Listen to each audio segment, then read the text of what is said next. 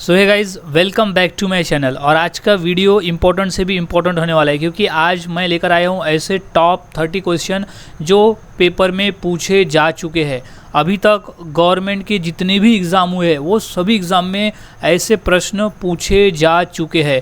सो वही top 30 question आज हम देखने वाले हैं। सो वीडियो के अंत तक बने रहे ताकि समझे कि ये प्रश्नों के उत्तर कौन से हैं, और जब कभी भी आप पेपर देने बैठे तो अगर ऐसे प्रश्न आते हैं तो उसका सही आंसर आप दे सको। सो अगर आप चैनल पर नए होंगे तो इसे सब्सक्राइब करना न भूलें और बेल आइकन को दबा दें ताकि मेरे अगले वीडियोस के नोटिफिकेशन आपको समय पर मिल जाए और आपकी अच्छी तैयारी हो जाए पेपर के लिए, क्योंकि मैं आपको यहाँ पेपर की तैयारी करवाने वाला हूँ।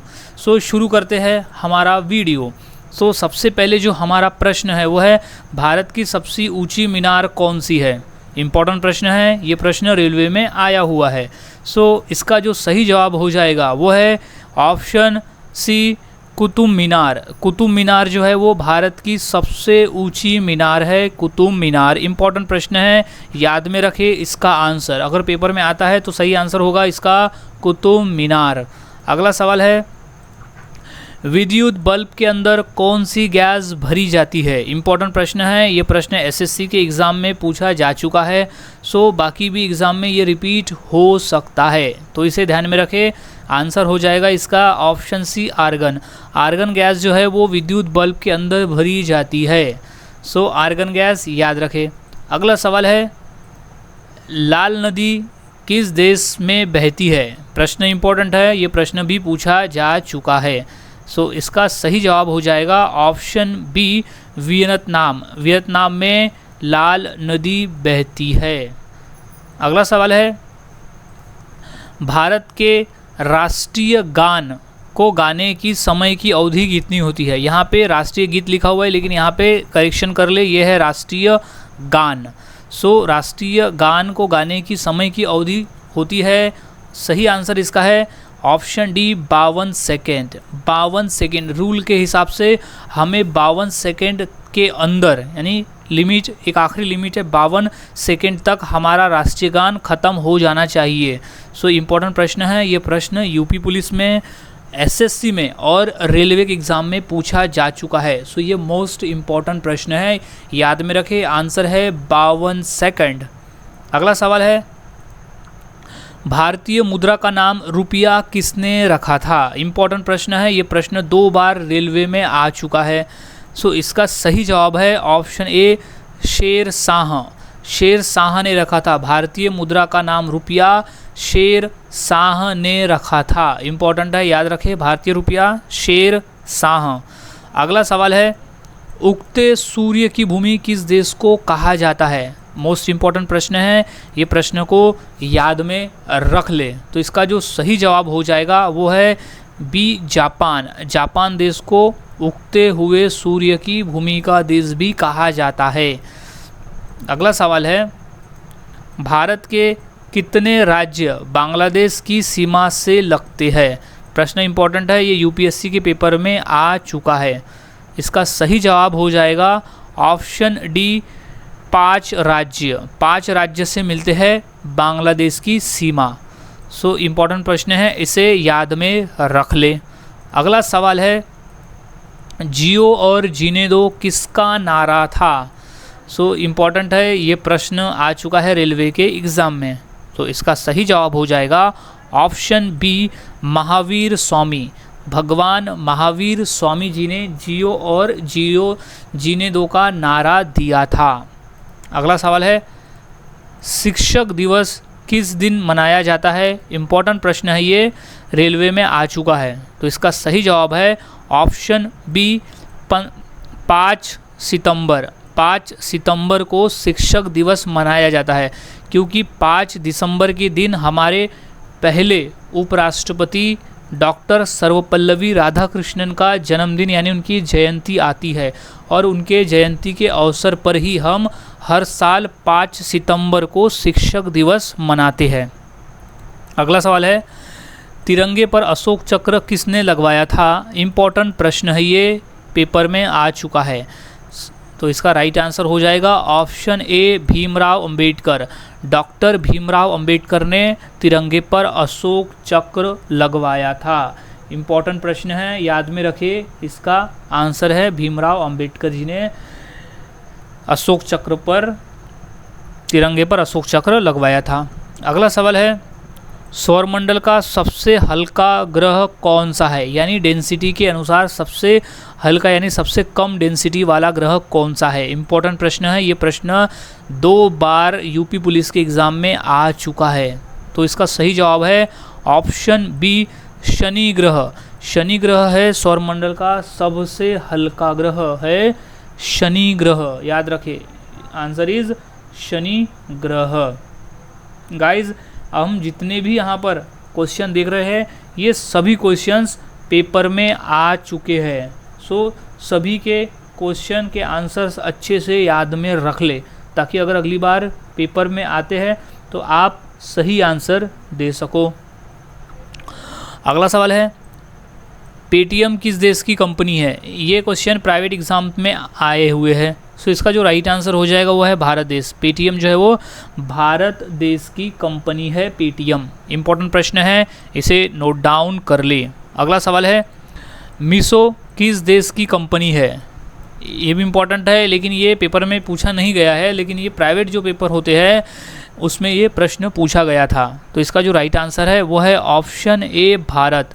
मीशो जो है वो भारत देश की कंपनी है। मीशो जो है वो भारत देश की कंपनी है। अगला सवाल है, भारत के किस शहर को पिंक सिटी भी कहा जाता है? इम्पॉर्टेंट प्रश्न है, ये प्रश्न आ चुका है रेलवे में 2 बार, जिसे पिंक सिटी कहा जाता है यानी गुलाबी शहर। तो इसका सही जवाब हो जाएगा ऑप्शन बी, जयपुर। जयपुर जो कि राजस्थान में है। जयपुर एक राजधानी है राजस्थान की। सो पिंक सिटी यानी गुलाबी शहर जयपुर को कहा जाता है। अगला सवाल है, जलियांवाला बाग हत्याकांड कब हुआ था? इंपॉर्टेंट प्रश्न है, ये रेलवे में आ चुका है। सो इसका जो राइट आंसर है वो है ऑप्शन बी, 1919 में। जलियांवाला बाग हत्याकांड हुआ था 1919 में। अगला सवाल है, भारत में कितने वर्ष के अंतराल पर जनगणना होती है? गाइस, इंपॉर्टेंट प्रश्न है, इसे याद में रखना है। तो इसका जो सही जवाब है वो है ऑप्शन डी, 10 वर्ष। 10 वर्ष। भारत में हर 10 वर्ष के अंतराल में जनगणना होती है, जिसमें देश की कितनी जनसंख्या है वो मापी जाती है। अगला सवाल है, दिल्ली से पहले भारत की राजधानी कौन सी थी? इंपॉर्टेंट प्रश्न है, ये रेलवे में 2 बार आ चुका है। सो इसका सही जवाब है ऑप्शन डी, कोलकाता। कोलकाता जो है वो दिल्ली से पहले भारत की राजधानी हुआ करती थी, कोलकाता। इंपॉर्टेंट प्रश्न है ये, कोलकाता। अगला सवाल है, इंडोनेशिया का राष्ट्रीय खेल क्या है? प्रश्न इंपॉर्टेंट है, यूपी पुलिस के एग्ज़ाम में आ चुका है। सो इसका सही जवाब हो जाएगा ऑप्शन डी, बैडमिंटन।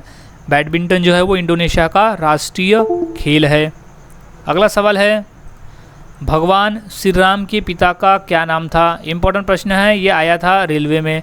सो इसका जो सही जवाब हो जाएगा वो है ऑप्शन डी, दशरथ। राजा दशरथ। राजा दशरथ। अगला सवाल है, कैप्टन कूल के नाम से किसे जाना जाता है? गाइस, ये पेपर में आ चुका है रेलवे में कि कैप्टन कूल किस कैप्टन को कहा जाता है, कौन से कैप्टन कूल के नाम से जाना जाता है। सो इसका जो राइट आंसर हो जाएगा वो है ऑप्शन ए, महेंद्र सिंह धोनी।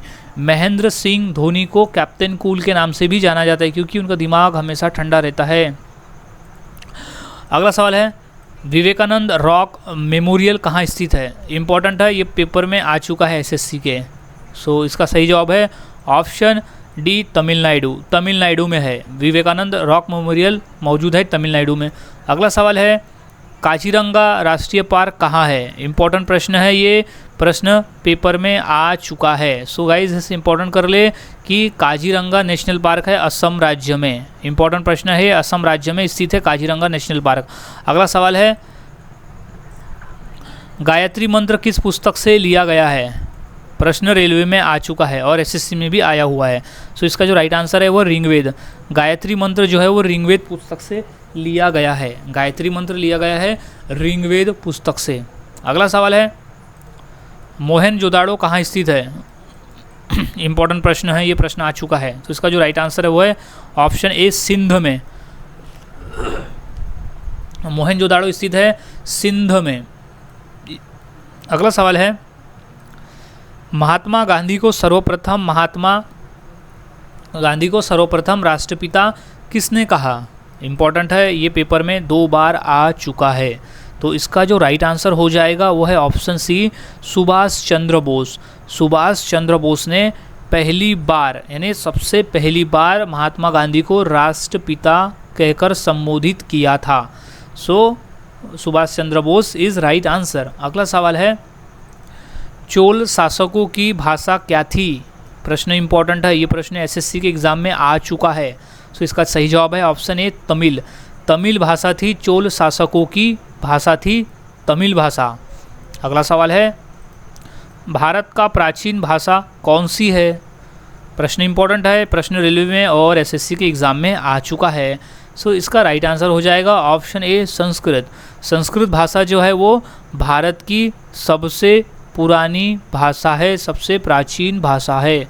अगला सवाल है, देश के एकमात्र किस राज्य की राजभाषा अंग्रेजी है? प्रश्न इंपॉर्टेंट है, याद में रखना है। तो इसका जो राइट आंसर है वो है ऑप्शन ए, नागालैंड। नागालैंड एक ऐसा राज्य है जिसकी राजभाषा अंग्रेजी है। भारत का एकमात्र राज्य जो है वो है नागालैंड, क्योंकि नागालैंड में मेजॉरिटी में वहाँ के लोग अंग्रेजी बोलते हैं, इसलिए वहाँ की राजभाषा अंग्रेजी है। अगला सवाल है, मुंबई महानगर का एसटीडी कोड क्या है? इम्पोर्टेंट प्रश्न है, आ चुका है। सो एसटीडी कोड जो है वो आंसर है ऑप्शन बी, 022। 022 है एसटीडी कोड मुंबई महानगर का। अगला सवाल है, विश्व का सर्वोच्च पर्वत शिखर एवरेस्ट नेपाल में किस नाम से प्रसिद्ध है? प्रश्न आ चुका है यूपीएससी में और रेलवे के एग्ज़ाम में।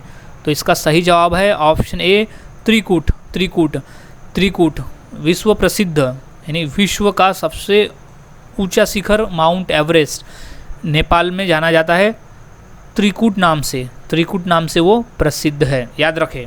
सो गाइज़, आज के इस वीडियो में हमने ऐसे टॉप 30 क्वेश्चन देखे जो मोस्ट इंपॉर्टेंट है पेपर के माध्यम से। ये हर पेपर के लिए इंपॉर्टेंट है, प्राइवेट हो या फिर हो गवर्नमेंट एग्ज़ाम, क्योंकि ये क्वेश्चन आए हुए हैं। तो ये क्वेश्चन को अच्छी तरह से याद कर ले, क्योंकि क्वेश्चन रिपीट हो सकते हैं। सो मिलता हूँ ऐसे और नए इंपॉर्टेंट जीके के साथ अगली वीडियो में। अगर आप चैनल पर नए होंगे तो इसे सब्सक्राइब करना ना भूलें और बेल आइकन को दबा दें, ताकि मैं ऐसे ही वीडियोज़ आपके लिए लाता रहूँ और आपको पेपर के लिए तैयार मैं करता रहूँ।